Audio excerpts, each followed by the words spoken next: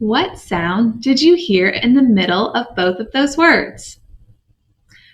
Hopefully you said ah. Our O says ah, like octopus. Let's listen to those words carefully and see if you can hear the ah sound. B-ox.